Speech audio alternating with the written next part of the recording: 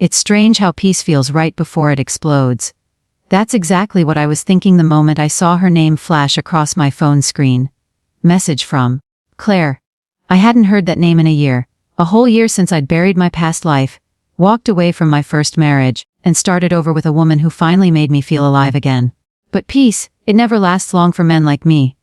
My name's Ryan Carter, 34, real estate broker, husband, and, if you ask my neighbors, a man who's moved on beautifully. They don't know the half of it. My wife Emma is everything Claire wasn't. Calm, soft-spoken, the kind of woman who makes a house feel like home. Blonde hair always tucked neatly behind her ear, soft blue eyes that smile even before her lips do. When she talks, it's like the noise in my head quiets for a moment. And I love her for that.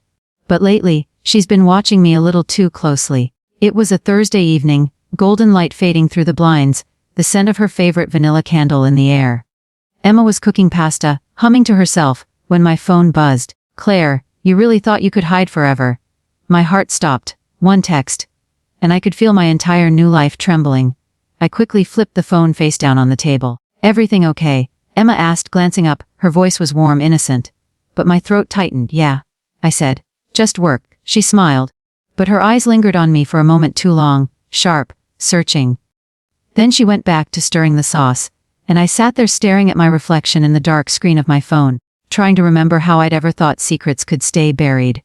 Claire, even now I can still hear her laugh, that wild, confident sound that used to make everyone in the room turn to look at her.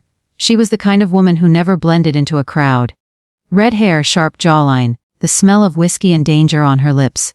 When we first met, I thought she was freedom. Turns out she was a cage, one lined with silk and fire. You'll never find someone who loves you like I do, she'd whisper. You'll never leave me. She was right about the first part, wrong about the second. Because 1 year ago, I did leave. I walked away from her chaos, her control, her lies, and I started over with Emma. I thought I was safe. But the universe loves irony. That night after dinner, Emma went to shower. I unlocked my phone, hands trembling slightly. Another message had come through. Claire, your second wife deserves to know who you really are. I swallowed hard, my stomach twisting. She couldn't know where I lived, could she? I'd changed everything, my number, my job, even my city. But Claire always had a way of finding people. A sudden knock on the front door made me jump. 3 slow knocks. I froze, staring at the door. Through the frosted glass, I could see the outline of someone standing there, tall, still. Watching, I opened it, and exhaled when I saw my neighbor, Mr. Lewis, holding a package. Got your mail by mistake, Ryan, he said. Looks like it's from London. London, my old life. I took the envelope, thanked him, and closed the door. My hands were shaking now. When I turned it over, I noticed something strange. My name written in a handwriting I knew too well. Elegant looping letters, Claire. Emma came out of the bathroom, towel around her shoulders, humming softly. What's that? She asked, nodding toward the envelope. Just old paperwork, I said quickly, shoving it into a drawer. Her smile faltered. You've been getting a lot of old paperwork lately. There was something new in her tone, not warmth, but suspicion.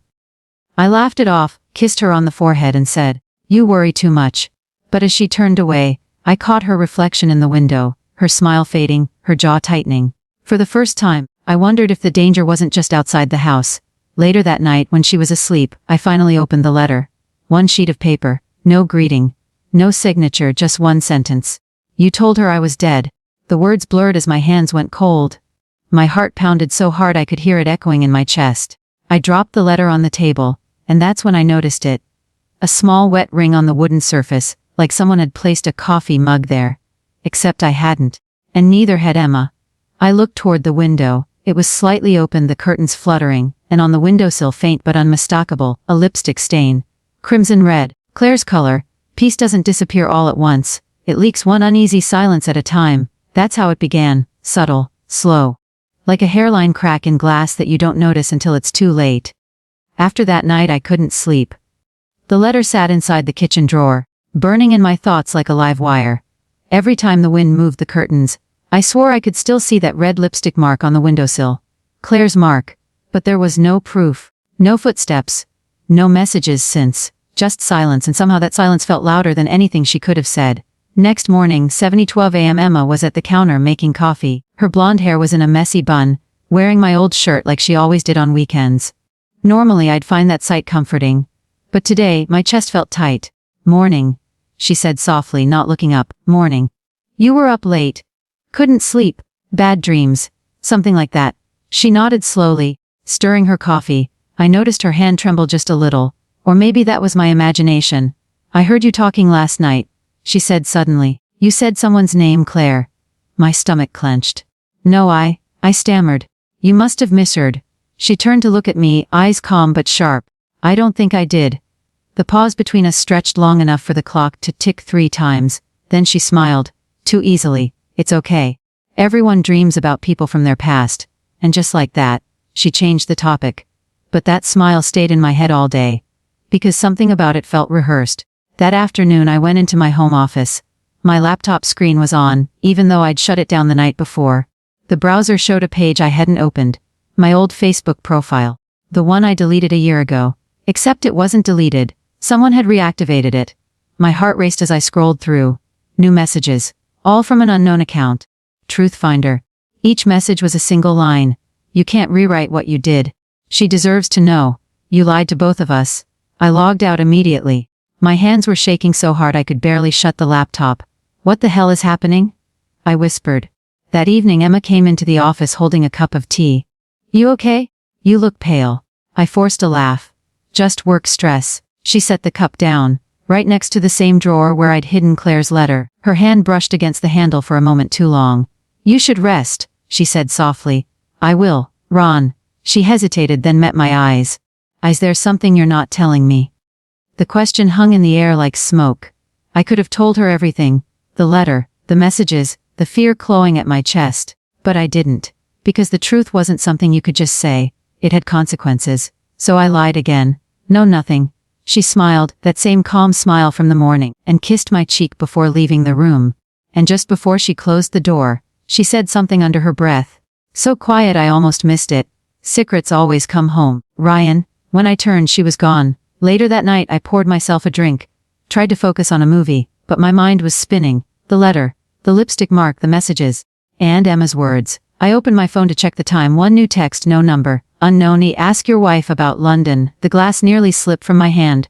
London. My old home. My first marriage. How the hell would anyone connect Emma to that? Unless I stood up, heart pounding. Emma's purse was on the sofa. I hesitated, then unzipped it.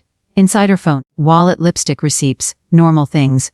But then tucked into a side pocket, a folded piece of paper. I unfolded it slowly. It was a printout of an email, from Claire, dated 3 weeks ago. Subject about Ryan Carter. I didn't read the message, I couldn't. My hands were trembling too much. I heard footsteps behind me. What are you doing? Emma's voice. Calm but cold. I turned slowly. I could ask you the same thing. She crossed her arms, tilting her head slightly. You've been hiding things from me since the day we met. Don't act surprised that I wanted the truth. You reached out to her, I asked, voice cracking. I needed to understand who I married. You had no right, and she had every right to warn me. Her words hit like ice water. So Claire wasn't trying to ruin me. Not alone. At least she was working with Emma. The air between us thickened. Emma's eyes glistened, but her tone stayed steady. She told me what you did to her. I shook my head. That's not true. Then prove it. Tell me everything. I couldn't speak. Because even though Claire had twisted the story, there were parts of the past I wasn't proud of. The fights, the shouting, the night I walked out. And maybe, just maybe, Emma had already decided what she wanted to believe. You don't trust me? I said quietly. I did. She will last week. What happened last week? She hesitated, looked away. You'll find out soon enough. Then she left the room, calm, composed, leaving me standing there in silence. I sat on the couch until midnight, staring at nothing. Then I noticed something odd. The tea she'd brought earlier, still sitting on my desk. Untouched only now, the cup was half full. Someone had taken a sip. I walked closer, frowning, and that's when I saw it, on the rim of the cup. A faint, crimson lipstick stain. Emma never wore red, only Claire did. My pulse thundered in my ears. I rushed to the window. It was open again, just like before. The curtains moved gently in the cold night air. On the table beside the cup lay a small Polaroid photo that hadn't been there before. It was me, asleep in bed. And scrawled in red ink on the bottom were 5 chilling words. 1 year later, I'm home. The worst betrayals don't scream, they whisper, in familiar voices. I didn't move for a long time. The Polaroid photo lay on the table, the faint red lipstick mark still fresh on the teacup beside it. It was me in the picture, asleep in our bed, and written below it, in Claire's handwriting, 1 year later, I'm home. That single line hit me like a punch to the chest. She wasn't just haunting me online, she was here. Somewhere close. The next morning Emma acted normal. Too normal. She hummed while making breakfast, scrolling through her phone, pretending nothing was wrong. But I saw the edge in her eyes, the quiet distance between us. She wasn't looking at me anymore, she was watching me. Rough night, she asked, pouring coffee. Yeah, I muttered, didn't sleep much.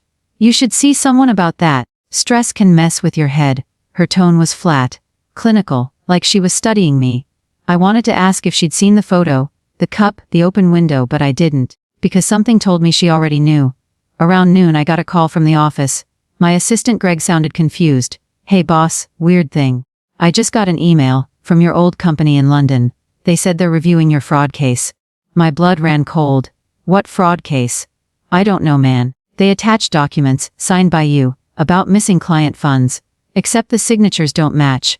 My voice broke. Forward them to me. When I opened the email, I felt my stomach twist. There it was, a contract I'd never signed. A $250,000 transfer from my old firm's account to my name, forged, perfectly. And the email trail showed it had been sent from my current laptop. That couldn't be possible. Unless someone had been inside my system. I turned the house upside down, checking drawers, files, devices. That's when I found it. Behind the router, hidden between the cables, was a small black flash drive. I plugged it into the laptop. The screen flickered. A folder opened automatically. Inside were hundreds of photos. Every one of them was of me and Emma at home, in bed, in the car, at work, dates, timestamps, even audio clips of our conversations, and one more folder labeled CLIR. When I opened it, I saw a single video. I clicked play. The screen showed a hotel room, modern, bright. Claire sat on the bed smiling into the camera. Next to her was Emma. My heart stopped. They were sitting side by side laughing. Drinking wine. Claire looked at Emma and said, "Told you he'd fall for it." Emma smirked, swirling her glass. "You were right. He's too busy hiding his past to notice what's happening right in front of him." Claire leaned closer to the camera. Her red lips curved into that cruel, familiar smile. "This isn't revenge, darling. It's closure." The video ended. For a full minute, I couldn't breathe. I stumbled back from the desk, heart pounding so hard it hurt. My mind replayed every little moment. The strange smiles, the questions, the way Emma seemed too calm. She wasn't a victim. She wasn't an innocent wife caught in the middle. She was part of it. The sound of footsteps echoed down the hall. I slammed the laptop shut just as she walked in, carrying laundry. "You okay?" she asked, too casual. "Fine," I said, forcing a breath. Her eyes flicked toward the laptop, then back to me. A faint smile touched her lips, the same kind of smile Claire used to wear right before she twisted the knife. "You've been quiet lately," she said. "Something on your mind?" I stared at her. The woman I thought I knew, the one who had saved me from my broken past, had planned this. With her, no, I said quietly. "Just tired." "Then rest," she whispered, brushing my arm. "You look like you've seen a ghost." She left the room, humming that same song from the first night she'd made dinner for me. The night I thought I'd finally found peace. I sat in silence, staring at the closed door. Then, I opened the laptop again, replayed the video, watched every frame. There, in the reflection of the hotel mirror, was something I hadn't noticed before. A ring on Emma's finger, not the one I'd given her. The first ring. The same one Claire used to wear. My head spun. I needed proof. Something concrete. So I went through Emma's phone. Locked, of course. But I knew her passcode, our anniversary date. When it unlocked, the first message at the top wasn't from me. It was from Claire. "Claire," his breaking, "keep him close. We finish this tomorrow." My hands went numb. Tomorrow, what the hell were they planning? The front door opened suddenly, Emma's voice echoing down the hallway. "Ryan, you in there?" I closed the phone, heart racing, trying to steady my breathing. "Yeah, just finishing some calls." "Good," she said softly, stepping closer. "Dinner in 10. Her perfume, jasmine and honey, filled the room. It used to comfort me, now it made me sick. As she turned to leave, her phone buzzed again in my hand.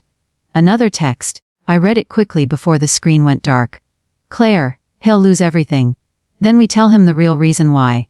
I waited until she was in the kitchen. Then I packed a small bag, my wallet, documents, the flash drive. I needed to get out before they made their next move. But when I reached the front door, I froze. Pinned to it was an envelope, my name written in red ink. Inside, a photo, me standing at my office, handing over a file to a client. Except the file was marked, Sophie L., a file I'd never seen. On the back of the photo was a messagey, "You'll confess soon enough." Just like last time. I dropped the photo, my breath shaking. This wasn't just revenge, it was a setup. Someone, maybe both of them, was building a case, turning my past into a weapon. But this time, I wasn't running. Not again. I looked at the laptop, the letter, the phone. The pieces of my life now twisted into their game, and felt something inside me harden. They thought they knew me. They thought they could break me again. But they had no idea what they just started. You don't know how strong you are until someone burns everything you've built. The house felt colder that night. Not the kind of cold that comes from open windows or broken heaters. The kind that seeps from inside you. I sat on the living room floor surrounded by fragments of my life. The fake documents, the photos, the letter in red ink. All of it proof that everything I'd built, this marriage, this peace, had been nothing but a performance. Emma and Claire had written the script. I'd just been the fool reading the lines. For hours, I replayed their words in my head. Keep him close. We finish this tomorrow. Tomorrow. Something was supposed to happen tomorrow. But what? And why now? After an entire year of silence. The glass of whiskey in my hand trembled.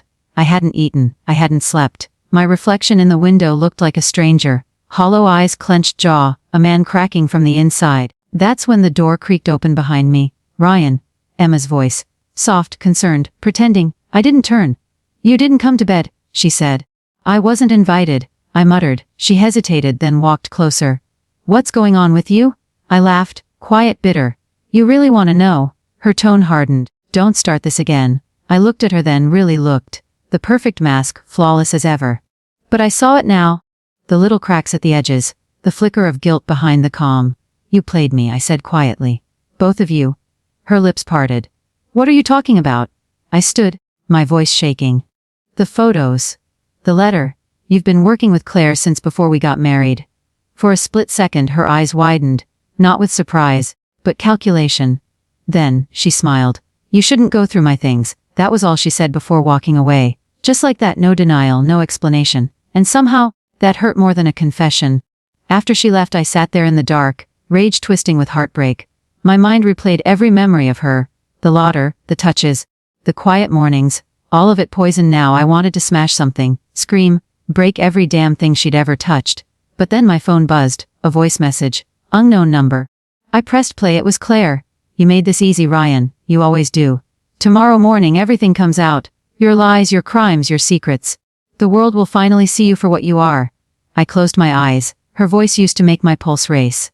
Now it made my blood boil. She paused before the message ended. And when it's over, don't bother calling. Emma won't answer. Click. I don't know how long I sat there. The world outside was silent. Even the wind seemed to stop. Then, I remembered something. Something Claire said the night I left her, a year ago. One day you'll need me again. And when you do, I'll be the one saving you. Saving me. That word stuck like a thorn. Because back then, Claire had access to everything. My business files, my accounts, even my passwords. I'd been too broken to care. She could have stolen anything she wanted. But what if she didn't do it then? What if she'd waited until I started over? Until I was finally happy? The perfect revenge wasn't destroying me when I was weak. It was tearing everything down once I stood tall again. That realization hit me like a bolt of fire through the fog. And in that fire, the fear started to burn away. I stood up, walked to the mirror. My reflection looked different this time, sharper, colder. The man staring back wasn't broken anymore. I splashed water on my face. The tremor in my hand stopped.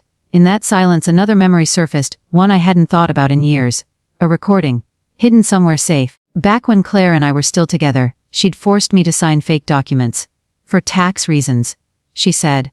I'd recorded the argument secretly that night, just in case. That recording was proof that she'd forged my signature before. If I still had it, it could flip everything. I ran to the garage and tore through old boxes, dusty files, cables until I found an old voice recorder wrapped in newspaper. My heart pounded as I turned it on. The battery light blinked red, but it still worked. Static. Then her voice. Ryan? Just sign it. It's illegal, Claire. Then I'll make it legal. You owe me.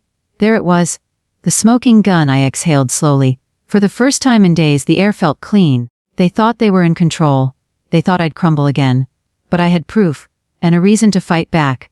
When I returned to the house, Emma's car was gone. On the kitchen table. A note, don't look for me. It's already done. I picked it up, scanning the shaky handwriting. At the bottom, a second line. Different ink, different style. See you tomorrow. See, I small. dangerous smile. Tomorrow then. That night I didn't sleep. I sat by the window recording everything on video. My statement, the evidence, the recording, the photos. If they wanted to expose me, they'd have to face the truth too. For every lie they built, I now had something real. Every scar they gave me was now a weapon. And somewhere between exhaustion and rage, something in me changed. The fear that used to control me, it wasn't there anymore. Just a quiet, steady fire. When the morning light finally crept in, I stood tall. Looked at my reflection again. The tired eyes, the stubble, the calm fury behind it all. You took everything from me, I whispered. Now it's my turn. My voice didn't shake this time, it carried weight. Promise. I grabbed the flash drive, the letter, the recorder. Slid them into a folder, locked the house. Outside, the world looked peaceful, like it always does before the storm. As I stepped into my car, the final thought hit me like a blade of clarity. They thought they'd buried me again. They forgot one thing. You can't bury a man who's already been to hell. Revenge isn't fireworks. It's a slow ignition. You set the fuse and wait for the perfect moment to spark. I learned that the hard way. After a week of living under Claire's shadow, rage no longer felt like an earthquake. It was a tool, precise, useful. I had proof now: the flash drive, the Polaroids, the hotel video, the old voice recording where Claire coerced me into signing. But proof alone wasn't enough. If I charged in yelling, they'd bury me in the court of public opinion before the truth even took the stand. They'd paint it as manipulation, as a desperate man lashing out. So I planned. Carefully. Like a surgeon. Morning light found me at my kitchen table with maps of timelines and a legal pad. I divided everything into 3 columns: evidence, alibi, outcome. Each row was a move: who I'd contact, what I'd reveal, and the exact phrase I would say to make people listen.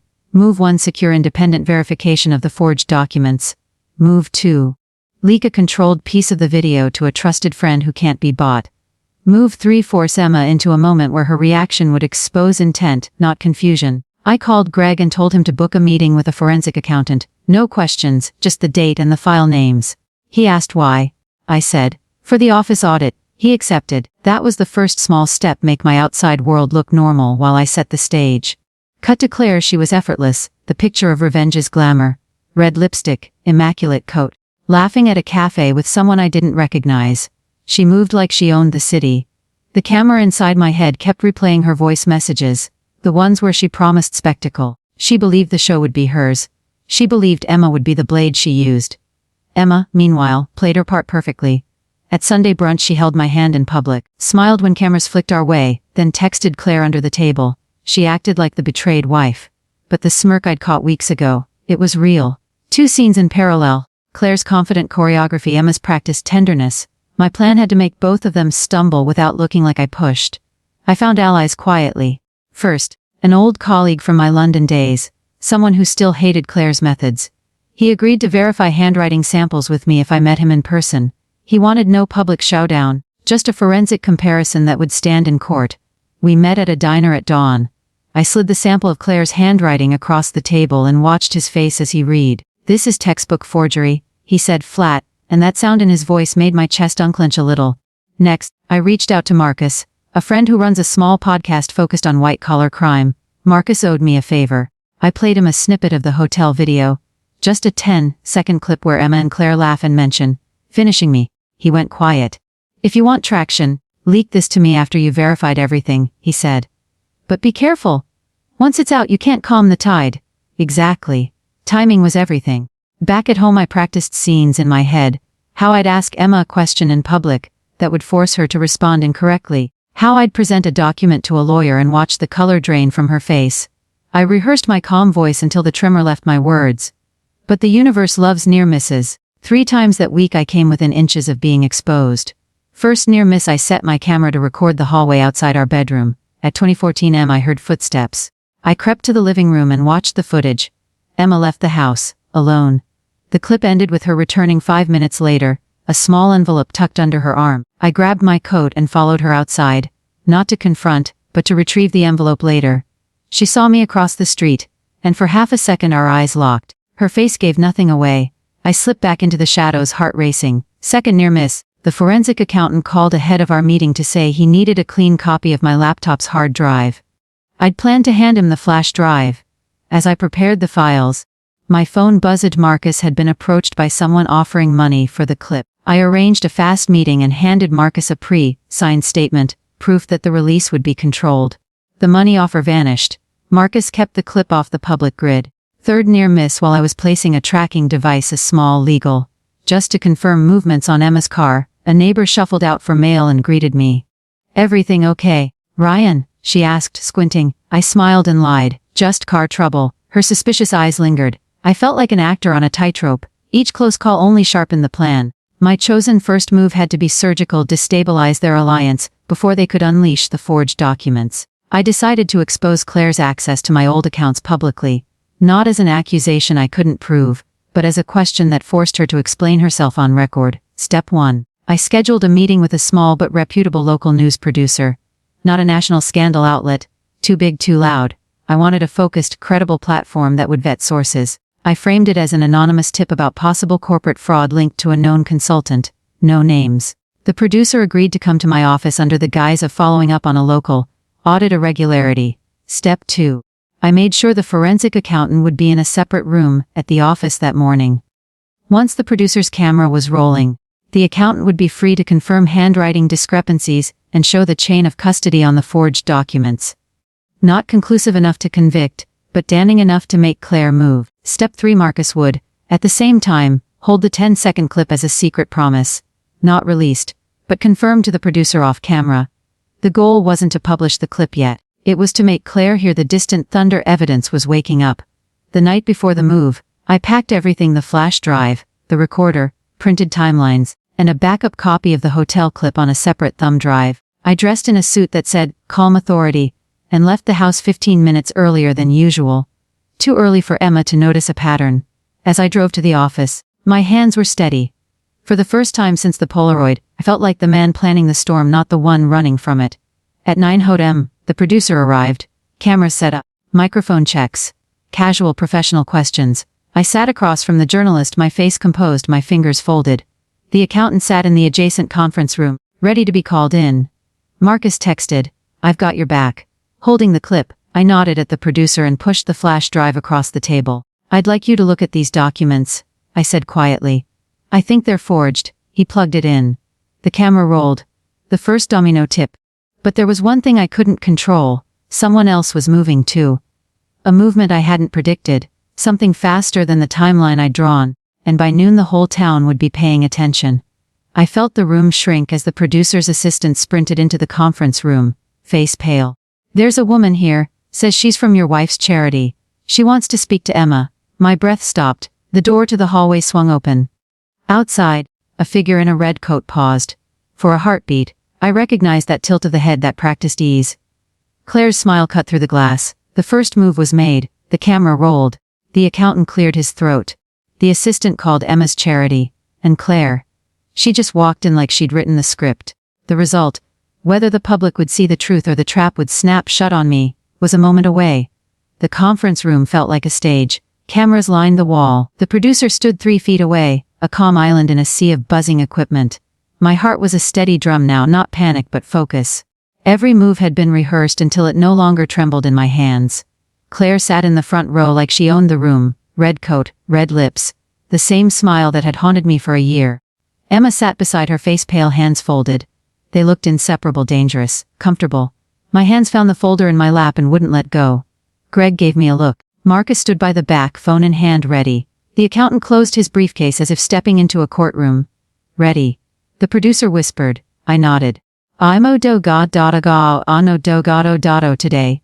The producer began into the camera. "We were asked to look into alleged irregularities tied to a private consultant. We have with us an independent forensic accountant and a person who has come forward with documents and recordings. All parties have been given the opportunity to respond." Claire laughed, a quick, brittle sound. "This is a stunt," she said loud enough for the mic. "Another shameful attempt by a bitter ex to ruin me." "Play the first file," I said. Greg hit a key. The conference room went silent. On the laptop screen the hotel clip flickered. Claire and Emma on the bed, wine in hand. The casual cruelty of two people who'd engineered a life to hurt someone else. Claire's laugh died mid-sound. Emma's face collapsed. "You were right," Claire said in the clip. "You keep him close. We finish this tomorrow." The room breathed out. The producer's cameraman zoomed in. Claire stood up. "This is edited," she snapped. "It's?" "You said it," I interrupted, voice low and steady. You said it to the camera. On record. Marcus hit another button. A second clip played. Shorter but raw. Claire's voice pressuring me, the argument about signing documents.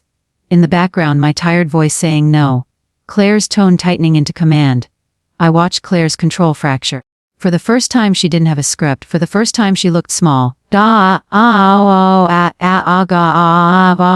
The accountant put his hands on the laptop and addressed the camera. We analyzed the signatures on the 250,000 transfer, the expert conclusion forgery. The metadata shows file access from within the residence. Chain of custody is complicated, but the handwriting samples match Claire's known correspondence. He let that sit. A murmur ran through the room. Reporters leaned forward. Claire's mouth opened, closed, opened again. You have no proof it was me, she said, voice higher now. You're trying to shame me? I pulled out the voice recorder and pressed play. Claire's words filled the room again. The demand, the manipulation. Her face drained color. She tried to interrupt, but the camera kept rolling. The evidence wasn't words on a paper. It was sound, a texture you couldn't edit away without leaving ragged edges. Emma's hand went to her mouth. I watched her like an animal watching a trap spring. For months she'd sat beside Claire and smiled at cameras and whispered messages. Now she tugged at the sleeve of her jacket like she wanted to hide under fabric. But hiding wasn't possible anymore. Why? I asked her. Quiet, not into the mic, just to her. Emma's shoulders shook. He wouldn't leave London. He wouldn't stop. I didn't know how else. Her voice broke. She was not the movie villain Claire was. She was someone who had been convinced she was doing the right thing. Or she'd convinced herself. Claire stepped forward, sudden fury. You left me. You walked away and you think you can come back and act like you're the victim. She spat the words. I walked away because you made my life a cage, I said. You forged my name, you stole money. You stalked me. You sent photos of me sleeping. You built a case to destroy me. Claire's eyes flashed. You gave me everything, she hissed. You owed me? You owed people decency, I said. Not their lives. She lunged toward the table, as if to grab the laptop. A cameraman blocked her path with his shoulder. For a heartbeat, Claire's anger looked animal, raw and exposed. Someone from the producer's team clicked a phone board. A muted siren sounded faint behind the doors. Protocol. The local detective, who'd been alerted quietly before we began, stepped into the room. Mom, he said, calm and businesslike. We need to ask you a few questions. Claire's face crumpled from fury to panic faster than I could follow. She looked at Emma, searching for strength.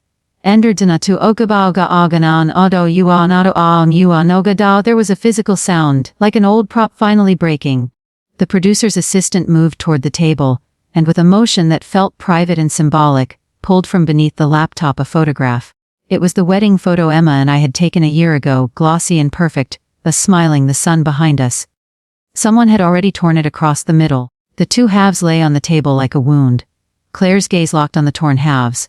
For months she'd used images as weapons, now an image betrayed her. Her fingers hovered over the jagged edge as if she could stitch it back together. She could not. Outside, a phone buzzed. Marcus had released a controlled clip to a small but influential online channel. Within seconds, the chatter swelled. People I'd known, colleagues, and once friendly clients were refreshing feeds, watching the hotel clip and the recording. The world I'd feared losing began to tilt, not toward ruin for me, but toward scrutiny for her. I felt a strange thing then. Not triumph, not relief, but a brittle peace. The plan had worked. We'd exposed what they tried to hide. But exposure was a doorway. What came after could be messy, cruel, and beyond control. That terrified me more than any accusation ever had. Claire sat down heavily. Her breath came shallow. Emma's face was pale and wet. The detective asked more questions. People muttered. The cameras hummed like insects. Then, without theatrics, Claire reached into the pocket of her coat and pulled out a small mirror. She looked into it. For a second she steadied herself, smoothed a line in her lipstick, and then, as if the mirror betrayed what she feared most, she took the edge of the torn wedding photo and pressed it across her palm until paper cut a thin line. Blood darkened the paper. For a second the room smelled faintly of iron and dust. She stared at the blood on the paper. Her eyes, which had only moments ago glittered with invulnerability, finally found something to hold them. They searched the room and landed on me. I felt in that instant the shift. Not in the camera, not in the crowd, but in Claire. The armor was gone. The practiced anger fell away. The mind behind the plan had nowhere left. Her shoulders slumped. Her lips trembled. She had been the director of other people's pain for so long that she had forgotten what it meant to be exposed. Now she sat stripped, watching the consequences of her own design roll toward her. No one moved for a long second. The air was thin and bright as if the world were holding its breath. She looked at me, no words, just an expression, the raw, startled, human realization that everything she'd crafted to hurt someone else had turned inward and landed on her. Then the cameras, which had waited like predators, captured that face, the one that had no script. Silence followed, not awkward, not empty. Heavy, full, the kind of silence that lets each small sound be the whole of a life. Claire's breath hitched. She lowered the torn photo. The paper trembled between her fingers, the tiny red line drawing a cruel map across the image of a smiling couple. In that silence I understood what revenge had been all along. Not the spectacle, not the downfall, but the quiet fact of truth, unedited, undeniable, sitting on a table like a single, terrible object. Claire's eyes met mine one last time. The look was not pleading, it wasn't defiance. It was a small, stunned thing, the recognition that she had misjudged the cost of making someone disappear. She dropped the photo onto the table. It fell apart again. Around us, phones vibrated. Reporters whispered. The detective moved closer, but inside the hush her chest rose and fell one more time. Then she closed her eyes, and the room listened. Every storm ends. But sometimes it leaves the air too still, too honest. That's how it felt the morning after. Quiet. Almost too quiet. The chaos that had filled my life for a year, the whispers, the lies, the fake smiles, was suddenly gone. The video had gone viral overnight, not because it was scandalous, but because it was real. The voice recordings, the documents, the confrontation, all of it painted a story people didn't expect. The narrative had flipped. The man they called, the liar with 2 wives, was now the man who had been living under manipulation. I sat at the same kitchen table where everything had once started. The same place where I'd read the letter, where I'd broken down. This time I wasn't shaking. The morning light hit the table differently now. It didn't feel like an interrogation. It felt like a beginning. There was a soft knock on the door. It was Greg. He stood there with 2 coffees in hand and a look that said, "We made it." "You okay?" he asked. I nodded. "Better than I should be," he exhaled, relief mixing with disbelief. "The station's been calling all morning. They want an official statement." "I already gave them everything," I said. "They can piece it together from there." He hesitated, then sat across from me. "Ryan, Claire's being questioned." "Emma, she turned herself in." That hit harder than I expected. Turned herself in. "Yeah." "She confessed to sending the letters. The messages said Claire manipulated her too. Said she thought she was saving you from yourself." I looked out the window. The irony was sharp. That's how all betrayals begin. Someone thinks they're saving you, when really they're saving themselves. I visited the office later that afternoon. People stared, not with judgment anymore but with apology. One of the interns, shy and barely 20, walked up and said, "I saw the video, Mr. Cole." I didn't know. I smiled softly. Neither did I. The same walls that once echoed with gossip were now silent, unsure how to face me. But I wasn't angry anymore. Anger had done its job. It burned the lies down. Now there was room for something cleaner. That evening, I stood at the pier behind my house. The wind carried the smell of rain, the kind that falls without warning. I pulled the torn wedding photo from my pocket. The edges were still uneven, one half faintly stained with Claire's blood from the cut she gave herself. For a long moment I just stared at it, at what used to be a symbol of love and what had become a record of betrayal. Then, without ceremony, I tore it again. Once, twice, until it was nothing but scraps. The pieces fluttered into the water, the ink bleeding into the waves like a secret dissolving back into silence. 1 year later, the story had settled. The internet had moved on, as it always does. But the peace that followed didn't feel like absence. It felt like clarity. I'd started a small media firm of my own, the kind that protected people like me, victims of manipulation and defamation. I called it Second Truth. Marcus joined as a consultant, Greg as legal head. Even the intern who once apologized was now one of our brightest editors. Emma never reached out again. She moved to another city, started therapy, and from what I heard, tried to rebuild her life. I didn't hate her for it. Claire, on the other hand, was still facing charges. Forgery, defamation. She never spoke publicly again. Her red coat, the same one she wore the day everything fell apart, became a kind of symbol online. People called it the color of lies. One afternoon, I got an envelope in the mail, no name, no return address, inside a single photo. It was me, standing on the pier. Someone had taken it from afar, maybe Marcus, maybe Emma, maybe no one I'd ever know. On the back of the photo, one line was written in neat handwriting: "The truth always waits. Even when you hide it." I smiled. For the first time in a long time, the words didn't sound like a threat. They sounded like peace. That night, I sat by the window again, the same window that had once reflected a man falling apart. Now the reflection was different. The eyes were steady. The hands no longer shook. The air was quiet, but alive, like a stage after the curtain drops, the echo of applause fading into peace. I whispered to the silence, 1 year later my secret life was exposed, but maybe it had to be, so I could finally start living honestly. The words hung there soft but certain. Outside, the moonlight spilled across the floor, a thin silver line, dividing shadow from truth, and in that moment, I realized something simple but sharp: some secrets die when you expose them. Others only die when you accept them. Fade to black. The screen stays silent for a moment, the kind of silence that doesn't beg for music, just breath, just stillness. Then my voice, quiet, direct, breaking the fourth wall. Tell me something, friends.